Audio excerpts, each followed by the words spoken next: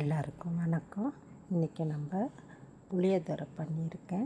அதுக்கு சைட் டிஷ்ஷாக உருளைக்கிழங்கு பண்ணுறேன். அதை இது வரைக்கும் செய்து பழக்கம் இல்லாதவங்க பார்த்து செய்து பாருங்கள். அதுக்கு முதல்ல ஒரு ஃபேனில் எண்ணெய் ஊற்றிக்கிட்டேன். கொஞ்சம் கருவேப்பிலை, கடுகு, உளுத்தம்பருப்பு, சீரகம், சோம்பு, காஞ்ச மிளகாய் எடுத்து வச்சுருக்கேன். அதே மாதிரி இஞ்சி பூண்டு தட்டிட்டு வெங்காயத்தை நீல வாக்கில் அரிஞ்சு வச்சுருக்கேன். முதல்ல இந்த தாளிப்பு பொருளை போட்டு தாளிச்சிக்கலாம்.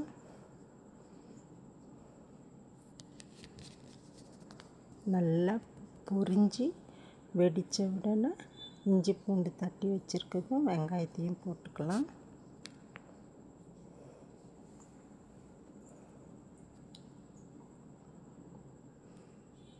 வெங்காயம் நல்லா முறுமுறு நல்லா வதங்கின பிறகு நம்ம கொஞ்சம் தனி மிளகாய்த்தூள், மஞ்சத்தூள், சிக்கன் மசாலா இருந்தால் சிக்கன் மசாலா ஒரு ஸ்பூன் போட்டு இதில் கலரிக்கலாம். நான் உருளைக்கிழங்க உப்பு போட்டு வேக வச்சு உரித்து பீஸ் பண்ணி வச்சுருக்கேன். அதை இப்போது இது நல்லா வதங்கின பிறகு நம்ம இதில் கொட்டிக்கலாம்.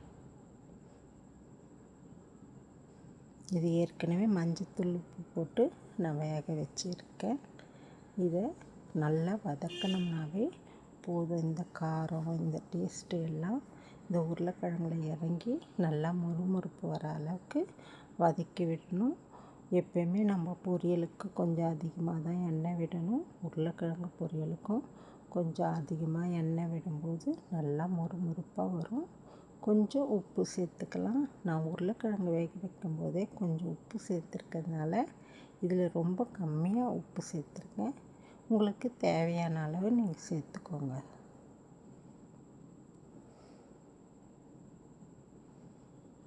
இந்த உருளைக்கிழங்கு புளியோதரைக்கு ரொம்ப நல்ல காம்பினேஷனாக இருக்கும். சாப்பிட்றதுக்கு ரொம்ப டேஸ்ட்டாகவும் இருக்கும். இதில் போட்டிருக்க பூண்டு, இஞ்சி எல்லாம் தட்டி போடும்போது ரொம்ப வாசனையாகவும், இந்த மசாலா பொருட்கள் அதோடைய வாசனையும் ரொம்ப நல்லாயிருக்கும். கடைசியாக கொத்தமல்லியை கொஞ்சம் கிள்ளி மேலே தூவி விட்டுக்கோங்க.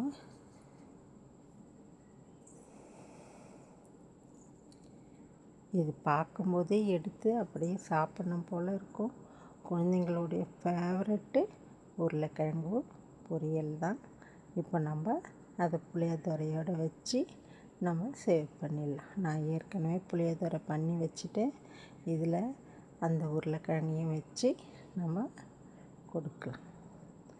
எல்லாருமே ரொம்ப சந்தோஷமாகவும் விரும்பியும் சாப்பிட்ற உணவு தான் இந்த புளியோதரை உருளைக்கிழங்கு காம்பினேஷன்.